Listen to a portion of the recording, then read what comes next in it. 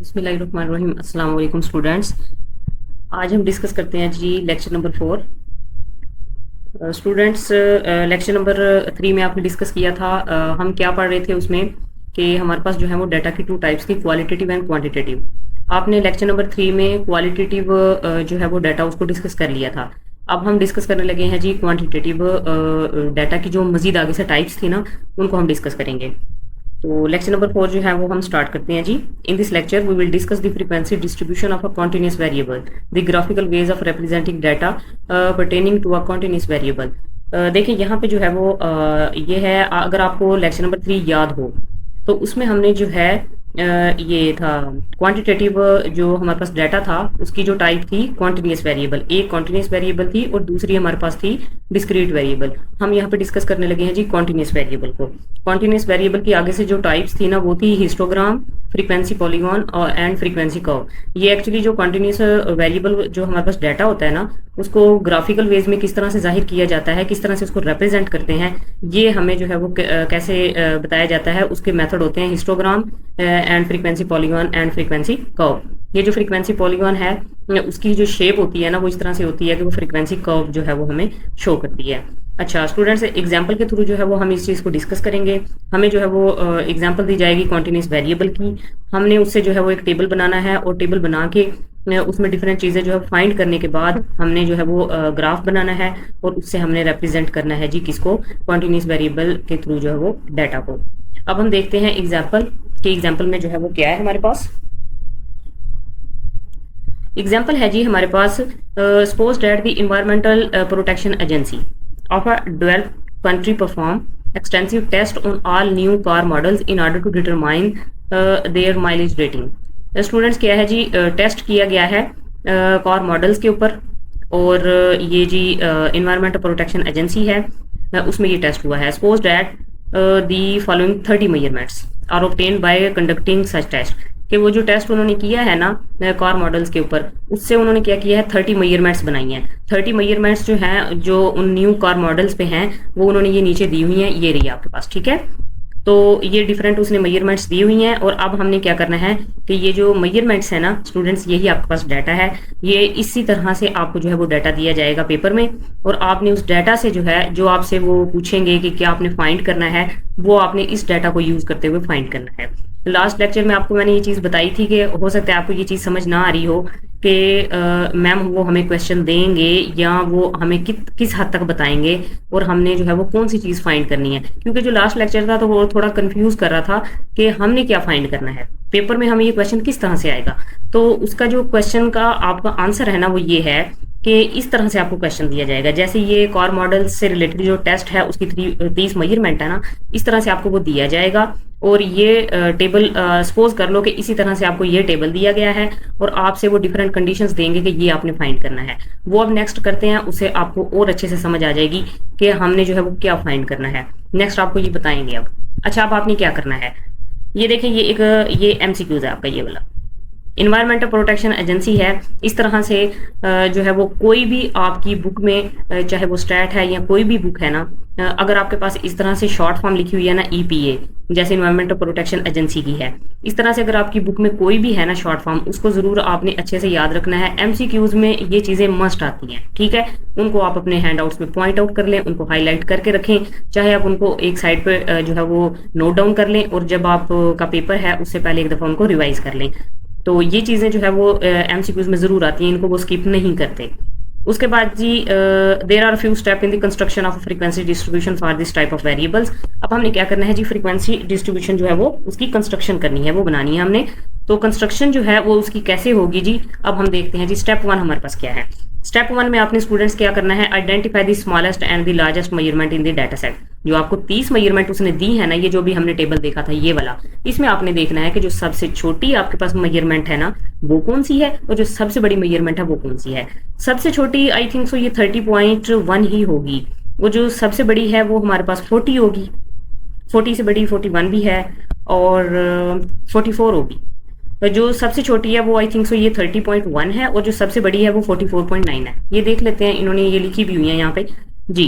तो यही है आपके पास, ठीक है। स्मॉलेस्ट वैल्यू 30.1 है और लार्जेस्ट वैल्यू 44.9 है। ये देखें, ये सिंबल्स को आपने याद रखना है। ये सिंबल्स आप भी यूज करेंगे जब भी आपको टेबल दिया जाएगा, उसमें अगर आपने फ्रीक्वेंसी डिस्ट्रीब्यूशन की कंस्ट्रक्शन करनी है तो आप स्मॉलेस्ट एंड लार्जेस्ट वैल्यू जरूर फाइंड करेंगे। तो स्मॉलेस्ट एंड लार्जेस्ट वैल्यू का जो सिंबल है वो ये होता है x0 एंड xm। ठीक है, उसके बाद अब स्टेप 2 देखना है हमने। स्टेप 2 क्या है? स्टेप 2 में आपने स्टूडेंट्स क्या करना है कि आपने रेंज फाइंड करनी है। आप रेंज कैसे फाइंड करोगे? रेंज आप फाइंड करते हैं जी, जो आपके पास स्मॉलेस्ट एंड लार्जेस्ट वैल्यूज है ना, उन दोनों को आपने माइनस कर देना है। जब उनको मैं माइनस करूंगी तो मेरे पास आएगा 14.8। स्टूडेंट्स एक बात आपने माइंड में रखनी है कि सबसे पहले हमारे पास लार्जेस्ट वैल्यू आएगी, उसके बाद स्मॉलेस्ट आएगी। अगर आप इसको यहाँ पे लिख देंगे तो आपके पास आंसर माइनस में आएगा। ये बात याद रखनी है और इससे आपका सारा क्वेश्चन गलत हो सकता है। तो आपने पहले लार्जेस्ट, उसके बाद आपने स्मॉलेस्ट लिखनी है, उन दोनों को माइनस करना है। जब आप लार्जेस्ट को पहले रखेंगे ना तो आपके पास माइनस में आंसर नहीं आएगा। ये बात आपने याद रखनी है, क्योंकि हम अक्सर मेथड बिल्कुल ठीक फॉलो कर रहे होते हैं और जब हमारा आंसर आता है वो आंसर गलत होता है और उसके पीछे कुछ जो है वो रीजंस होती हैं। उनमें से एक रीजन ये भी होती है कि आप क्या करते हैं कि आप माइनस में आंसर ले आते हैं। अच्छा, उसके बाद जी उसने ये जो है वो मेजरमेंट स्केल बनाया हुआ है और उस स्केल में से उसने ये पॉइंट आउट किया है कि मेरे पास जो है ना वो स्मॉलेस्ट वैल्यू ये है, ये वाली, और लार्जेस्ट वैल्यू ये है। और उसका जो मिड पॉइंट है जो कि उसने फाइंड किया माइनस में 14.8, वो आपके पास जो है वो 35 एंड 40 उनके दरमियान में से आ रहा है। ठीक है, यहाँ पे जो है वो आपके पास 14.8 जो है वो इधर आंसर आएगा। ये जस्ट उसने उसको वैसे एक जो है वो स्केल के थ्रू आपको बताया हुआ है। तो जस्ट आपने यहाँ पे चीज़ याद रखनी है कि जो रेंज है वो कैसे फाइंड की जाती है, क्योंकि आपको क्वेश्चन जो दिया जाएगा उसमें यही चीज़ें आपने फाइंड करनी है। स्टेप 3 क्या है आपके पास? स्टेप 3 स्टूडेंट्स, अब हमने क्या करना है, decide on the number of classes बनाएंगे हम, into which the data are to be group. The decision will depend on the size of the data. आप क्लासेस जो बनाते हैं ना स्टूडेंट्स, वो डिपेंड करता है आपके डाटा पे। आपका डाटा जो है वो उसका साइज क्या है, वो कितना बड़ा है, क्योंकि हमारी क्लासेस उसी के अकॉर्डिंग जो है वो बनाई जाती हैं। When the data are sufficiently large, जब आपका डाटा जो है बहुत ज्यादा लार्ज होता है ना, तो जो नंबर ऑफ क्लासेस है ना वो 10 to 20 होती हैं। अब वो कह रहा है कि ये जो हमने एग्जाम्पल देखी है ना, इस एग्जाम्पल में तो जो हमारे पास क्लासेस होंगी वो 5 होंगी। उसकी रीजन बता रहा है क्यों, क्योंकि आपके पास जो ऑब्जर्वेशंस हैं, जो मेजरमेंट्स हैं, वो ओनली 30 हैं। तो उसके लिए 5 जो क्लासेस हैं वो इनफ हैं। ठीक है, तो ये चीज आपने याद रखनी है। एक और बात, आपको जब भी क्वेश्चन दिया जाएगा ना, वो मोस्टली ऐसा होता है कि जिसमें क्लासेस जस्ट 5 ही बनती हैं, इससे ऊपर नहीं जाती वो। तो 5 क्लासेस ही बनेंगी, इसमें आपने परेशान नहीं होना। ठीक है, उसके बाद जो है वो स्टेप 4 में स्टूडेंट्स आपने क्या करना है, अब हमने क्लासेस बनानी है तो उसके लिए क्या करेंगे, कोई तो उसके लिए स्टेप होगा कि किस तरह क्लासेस बनती हैं। तो आपने क्या करना है कि जो आपकी वो रेंज आई है ना, उसको आपने जितनी क्लासेस हमने फाइनल की है ना कि हमने 5 क्लासेस रखनी है, तो स्टूडेंट्स हमने उसको जो है वो क्या करना है, उसको डिवाइड कर देना है क्लासेस के साथ। जो मेरी रेंज आई है उसको मैंने डिवाइड करना है क्लासेस के साथ। तो क्लासेस से जब मैंने उसको डिवाइड किया तो 2.96 आया। अच्छा, यहाँ पे स्टूडेंट्स एक और न्यू चीज़ है कि अगर तो आपको पता हो कि राउंड ऑफ क्या होता है, जो राउंडिंग करते हैं हमने ये चीज़ मैट्रिक और इंटर में पढ़ी है फिजिक्स में वो बताते हैं कि राउंड ऑफ का एक जो है वो आपके पास चैप्टर है, उसमें वो राउंड ऑफ जो है उसका टोटली आपको कंसेप्ट क्लियर किया गया है। लेकिन मैं यहाँ पे शॉर्टली आपको बता देती हूँ, फिर भी रिवाइज करवा देती हूँ कि राउंड ऑफ क्या होता है, क्योंकि यहाँ पे उसकी ज़रूरत है आपको। ये देखें, ये 2.96 है लेकिन उसको उसने 3 कर दिया है। कह रहा है कि rounding the number 2.96 we obtain 3, hence we take h is equal to 3। H क्या है हमारे पास, क्लास इंटरवल। तो ये जो है वो आपके पास कैसे आया है 2.96, ये इस तरह से आया स्टूडेंट्स कि हमने राउंड ऑफ किया। राउंड ऑफ क्या होता है, राउंड ऑफ इस तरह से करते हैं स्टूडेंट्स कि ये जो आपके पास अगर 5 या 5 से बड़ा डिजिट हो तो उसके जो साथ वाला होता है ना, लेफ्ट वाली जो वैल्यू होती है वो 1 नंबर इंक्रीज कर दी जाती है। तो यहाँ पे हमारे पास देखें ये क्या है, ये 6 है ना हमारे पास, 5 से बड़ा है। तो मैं जो है वो इसको क्या कर दूंगी कि ये जो ये है ना 9, इसको मैं 1 नंबर जो है वो इंक्रीज कर दूंगी तो वो मेरे पास 10 हो जाएगा। और 10 जब हो जाएगा तो ये जो 2 है मेरा ऑटोमेटिकली वो 3 बन जाएगा। तो इस तरह से जो है वो राउंड ऑफ करते हैं। 5 या 5 से बड़ा डिजिट हो तो उसके साथ वाली जो लेफ्ट साइड पे जो वैल्यू होती है वो 1 नंबर इंक्रीज हो जाती है, इसको हम राउंड ऑफ कहते हैं। उसके बाद जो है वो अब हम देखते हैं नेक्स्ट स्टेप 5 है हमारे पास कि आपने क्या करना है कि जी स्मॉलेस्ट वैल्यू क्या है आपके पास, जो हमने स्मॉलेस्ट एंड लार्जेस्ट वैल्यू जो फाइंड की थी, स्मॉलेस्ट हमारे पास है जी 30.1। अब आपने क्या करना है कि ये जो है so we may choose the lower class limit of the lower class to 30.0। वो कह रहा है कि मैं इसको चूज कर रहा हूँ जी 30.0, ये लोअर क्लास को लेने लगा है। अच्छा, स्टेप 6 में क्या करना है जी, अब हम देखने लगे हैं कि आप जो है आपने क्या फाइंड किया है। अभी आपने वो रेंज निकाली, और रेंज निकालने के बाद जो है वो आपने क्लास इंटरवल निकाला। क्लास इंटरवल हमने क्यों फाइंड किया था, वो स्टूडेंट्स इसलिए फाइंड किया था कि जो आपकी सबसे छोटी वैल्यू है ना, उसके साथ आपने जो है उसको ऐड करते जाना है, और ऐड करके टोटल 5 आपने क्लासेस बना लेनी है। टोटल 5 क्लासेस बनाएंगे। अच्छा स्टूडेंट्स, यहाँ पे ना एक बात याद रखनी है कि ये जो है ना 30.0, इसको ये 30.1 था हमारे पास, ठीक है, लेकिन इसको 30.0 रखना है, क्योंकि वो 1 है ना, तो 1 को आप खत्म करके ना, तो आप इसको यहाँ पे 0 0 हमने लेके आना है, 1 नहीं करना है इसको, ये हमेशा इसको 0 रखना है। इसलिए उसने जो है यहाँ पे इसको ये जो 1 है उसको इसमें से माइनस कर दिया है, 1 को निकाल के 30.0 कर दिया है। अब उसकी जो है वो बनाने लगा है जी क्लास इंटरवल्स। फर्स्ट हमारी क्लास क्या बनेगी 30.0, सबसे छोटी जो वैल्यू है। उसके बाद जो उससे बड़ी है क्या होगा कि आपने 3 प्लस करते जाना है। 30.0 में 3 प्लस किया 33 आ गया, 33 में आगे से 3 प्लस किया तो 36 आ गया। इस तरह से आपने क्लास जो है वो बना लेनी है। और ये क्लास कौन सी बन गई हमारे पास, लोअर क्लास लिमिट। ये लोअर क्लास लिमिट क्यों है, क्योंकि मैंने सबसे छोटी क्लास ली है, मैं सबसे बड़ी नहीं ले रही, सबसे छोटी क्लास को लेके मैंने लोअर क्लास लिमिट बना ली है। अब हम नेक्स्ट देखते हैं जी, नेक्स्ट स्टेप है आपके पास, अब आपने बनानी है upper class limit. Upper class limit कैसे बनाते हैं स्टूडेंट्स, ये जो 30.0 है ना, इसमें जो है वो अब हम 3 प्लस करते जाएंगे। तो देखें, अगर मैं इसमें 30.0 में 3 प्लस करती हूँ ना, तो मेरे पास सेम आंसर क्या आता है, ये वाला आंसर आता है। ये एक बात आपने हमेशा याद रखनी है कि आपकी लोअर क्लास लिमिट और अपर क्लास लिमिट जो है वो सेम नहीं होनी चाहिए, ठीक है। ये क्योंकि सेम आ रही है तो इसलिए उसने क्या किया है कि यहाँ पे भी ना, यहाँ पे उसने ये जो है 32.9 जो है, ये है हमारा वो उधर 33, ठीक है, उसको उसने क्या किया है कि माइनस कर दिया है, उसमें से 0.1 को जो है वो निकाल दिया है। 0.1 को निकालने के बाद जो है ना, फिर उसने ये जो 30 है ना 30.0, इसमें जो है उसने प्लस किया 3 को, तो ये जो है वो फिर आपके पास ये आया है, ठीक है। अच्छा, इसका जो है वो फार्मूला क्या होता है, इसका फार्मूला ये होता है कि जो 30 है ना, इसमें आपने 3 को प्लस करना है, 3 को प्लस करने के बाद उसको जो है ना वो 0.1 से जो है वो माइनस कर देना है, तो ऑटोमेटिकली आपके पास ये आ जाएगा, ठीक है। क्योंकि अगर इसको 30 में मैं 3 प्लस करती हूँ ना, तो मेरे पास 33 आता है, और वो जो लोअर क्लास लिमिट है वो 33 है, तो वो मेरे पास सेम सेम आ जाएंगी, तो वो जो है ना ओवरलैप कर जाता है, वो ये रूल्स के जो है ना खिलाफ होता है।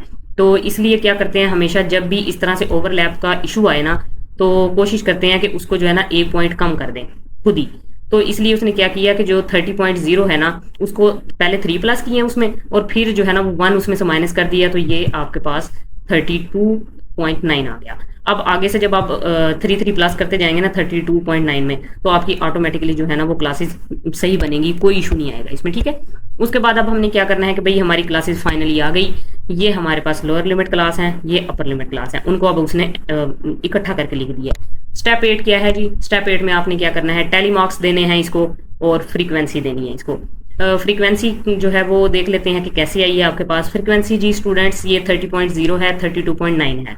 आपने क्या करना होता है, जब भी फ्रीक्वेंसी फाइंड होती है ना लोअर अपर लिमिट क्लास की, हमेशा जो है वो क्या देखा जाता है कि अपर क्लास और लोअर क्लास, इन दोनों की जो है दरमियान में जो वैल्यूज आ रही है ना, वो देखनी होती है, वो कितनी है।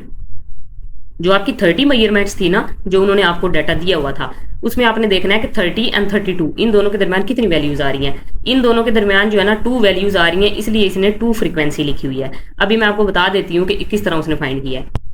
ये देख आते हैं, और 2 आपको मैं समझा देती हूँ, आगे से आपको खुद ही समझ आ जाएगी। ये देखें, ये यहाँ पे देखें 30.1 है एंड 32.9 है। इसके अलावा आपको कोई यहाँ पे वैल्यूज जो है ना वो 30 और 32 के दरमियान नहीं मिलेंगी, तो इसलिए उसने फ्रीक्वेंसी 2 लिखी हुई है। जो नेक्स्ट वाली है ना उसकी वैल्यू, जो नेक्स्ट वाली उसने फ्रीक्वेंसी निकाली हुई है वो है जी 4। वो 4 कैसे आई है, ये 4 आई है 33 और 35.9 इनके दरमियान जितनी वैल्यूज आ रही हैं वो 4 आ रही हैं, वो मैंने रेड में मार्क की हुई हैं।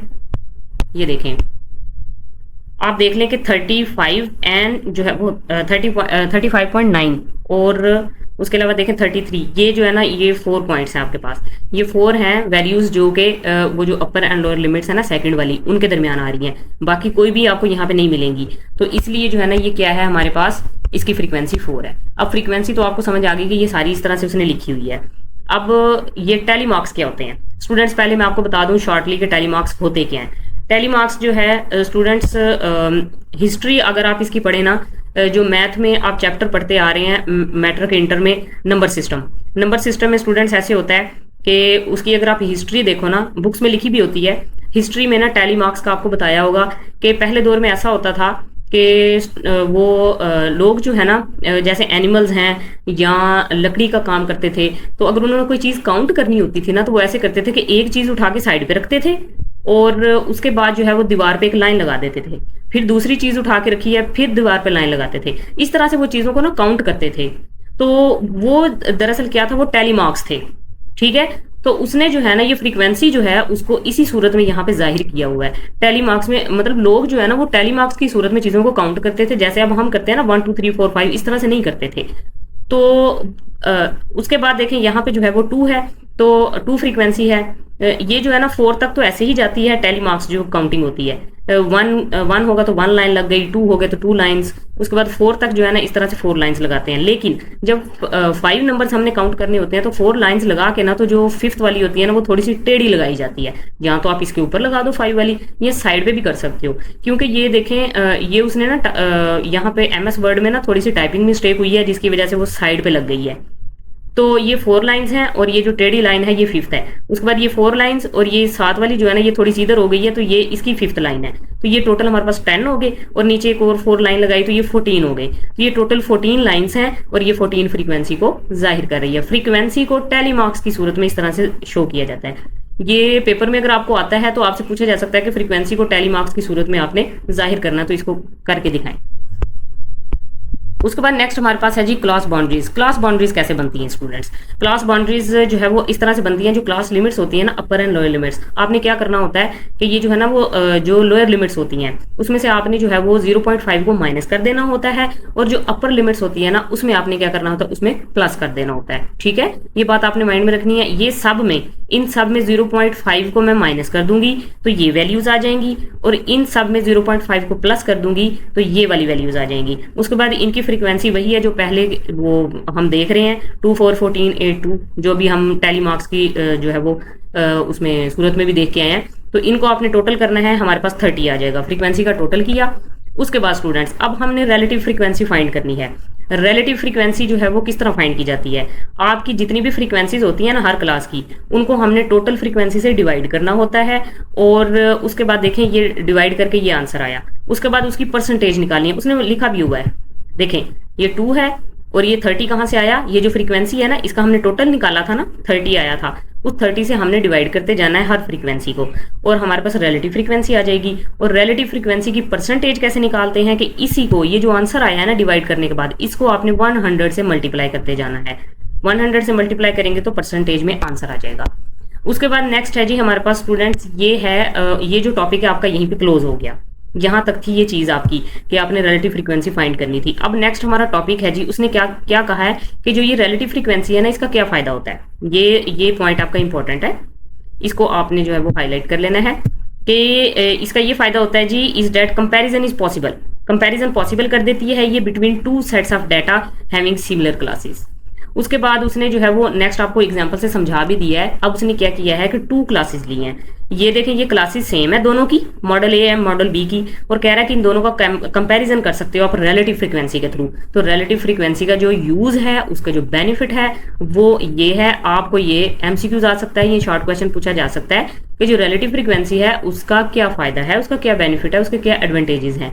तो आप बताएंगे कि सेम क्लासेस का जो है ना वो डाटा होता है, और 2 टाइप का अगर डाटा हो और उनकी सेम क्लासेस हो तो आप उसको कंपेयर कर सकते हो इसे। तो नेक्स्ट जो है वो देख लेते हैं। ये देखें उसने रिलेटिव फ्रीक्वेंसी दोनों की फाइंड की हुई है। आपके पास जो क्लासेस हैं वो सेम है, और उसके बाद जो model A and model B हमें दिया हुआ था उसकी रिलेटिव फ्रीक्वेंसी फाइंड की गई है।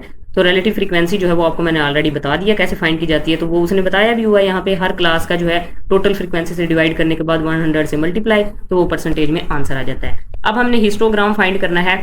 स्टूडेंट्स हिस्टोग्राम कैसे फाइंड किया जाता है? सेम टेबल है जो अभी हम ऊपर देख के आए हैं, तो अब इससे हमने हिस्टोग्राम बनाना है। हिस्टोग्राम कुछ इस तरह से होता है, और इसमें क्या होता है कि ये अपर लोअर लिमिट्स होती हैं हमारी, उनको यहाँ पे लिखा हुआ है उन्होंने, और उसके बाद 0 से लेके 14 तक हम जो है यहाँ पे लिखेंगे। क्यों इधर हम 14 तक गए हैं? क्योंकि जो हमारी फ्रीक्वेंसी है वो मैक्सिमम 14 है, इसलिए मैं 14 तक काउंटिंग लिखूंगी। और उसके बाद जो है वो ये जो मेरी क्लासेस हैं अपर लोअर लिमिट्स की, मैंने इनको मिलाते जाना है कि 29.95 जो है उसकी फर्स्ट क्लास की फ्रीक्वेंसी 2 थी, तो मैं इसको 2 से मिला दूंगी। यहाँ पे इसने बताया भी हुआ है ये, ठीक है। ये रहा, ये फर्स्ट वाला इसने सॉल्व किया है। उसके बाद सेकंड वाला सॉल्व किया है कि 32.95 जो है वहां से 35 तक जो फ्रीक्वेंसी मेरी बन रही थी वो 4 है, तो इसलिए ये इसको 4 तक लेके गया है। तो इस तरह से जो है ना ये हमारे पास हिस्टोग्राम बनता है और ये कंप्लीट हो गया। उसके बाद फ्रीक्वेंसी पॉलीगॉन, फ्रीक्वेंसी पॉलीगॉन क्या होती है, उसको हम किस तरह से बनाते हैं। ये आपके पास डाटा दिया हुआ है, डाटा वही आ रहा है जो आप पहले हमने देखा ना 30 मेजरमेंट्स का, वही डाटा आ रहा है, वही उसी को जो है यहाँ पे बता रहा है मजीद। ये देखें, इससे ये आपको फ्रीक्वेंसी दी हुई है और उससे आपने किस तरह से बनाना है, सेम आपने वही मेथड यूज करना है कि जब भी आपसे कहा जाए कि पॉलीगॉन कैसे बनती है तो वो आपने अपर लोअर लिमिट्स जो हैं उनसे ये इस तरह एक्स एक्सिस में लिखनी है और जो फ्रीक्वेंसी है वो वाई एक्सिस में लिखनी है और उनको इस तरह से आपने मिला देना है। ये देखें, और ये आपके पास ये पॉलीगॉन बन गया, ठीक है, यहां से लेके यहां तक। अच्छा स्टूडेंट्स, यहाँ पे एक पॉइंट है आपके पास कि देखें, ये जो मेरे पास टेबल है ना, इसमें जो मेरी फ्रीक्वेंसी है ना फर्स्ट वाली एंड लास्ट वाली वो 0 है। ये फर्स्ट वाली फ्रीक्वेंसी एंड लास्ट वाली जो है ना वो 0 है। तो उसने कहा है कि अगर ये जो फ्रीक्वेंसी है ना ये 0 ना हो, देखिए अगर मैंने 0 रखी है तो यहाँ पे भी वो टच हो रहा है और यहाँ पे भी टच हो रहा है, लेकिन अगर ये 0 ना हो तो वो कुछ इस तरह से बनता है। तो इसलिए अगर फ्रीक्वेंसी जो है वो स्टार्ट पर और लास्ट पर 0 हो तो ज्यादा अच्छी शेप बनती है। तो यहाँ पे ये चीज उसने जो है ना वो समझाई हुई है। उसके बाद जो है वो फ्रीक्वेंसी कर्व, फ्रीक्वेंसी कर्व क्या होती है, ये देखें, वो जो अभी आपने पॉलीगॉन बनाया ना तो ये इस तरह से कर्व है। ये जो शेप होती है ना ये वाली, इसको कर्व कहते हैं। जो थोड़ी सी टेढ़ी होती है ऊपर से इस तरह से जो उसकी शेप बनी होती है, इसको हम कर्व कहते हैं। तो ये जो है वो पॉलीगॉन की जो शेप होती है वो एक फ्रीक्वेंसी कर्व भी बनाती है। तो ये स्टूडेंट्स आपका लेक्चर था और जस्ट इतना जो है क्लियर करना था आपको कंसेप्ट जो है वो कॉन्टिन्यूस वेरिएबल का डाटा आपको दिया गया, उससे जो है वो आपने डिफरेंट चीज़ें फाइंड की, आपने रिलेटिव फ्रीक्वेंसी निकाली है, आपने जो है वो फ्रीक्वेंसी किस तरह से फाइंड करते हैं वो निकाली, आपने क्लास बाउंड्रीज बनाई। उसके बाद जो है वो आपने ये जो क्लासेस बनाते हैं अपर लोअर लिमिट्स वो कैसे बनाते हैं वो आपने इसमें फाइंड किया है। उसके बाद आप जो है वो इस हिस्टोग्राम कैसे बनाते हैं, पॉलीगॉन कैसे बनाते हैं, और ये जो कर्व है वो क्या होती है। इस तरह से ये बेसिक चीज़ें थी, ये चीज़ें क्लियर की गई हैं, ठीक है। ये शॉर्टली जो है वो आपको मैंने बता दिया कि इस लेक्चर का जो है वो ओवरव्यू क्या था। तो आई होप सो कि इससे आपको जो है वो काफ़ी कंसेप्ट क्लियर होंगे। जो पिछले लेक्चर थे उनमें जो थोड़े से वो थी कन्फ्यूजन थी वो भी आपकी इसमें क्लियर हो गई होंगी, ठीक है। तो इस तरह से आपको पेपर में क्वेश्चन आएगा जो कि इस लेक्चर में हमने स्टडी किया है। Thanks for watching my video and Allah हाफिज़।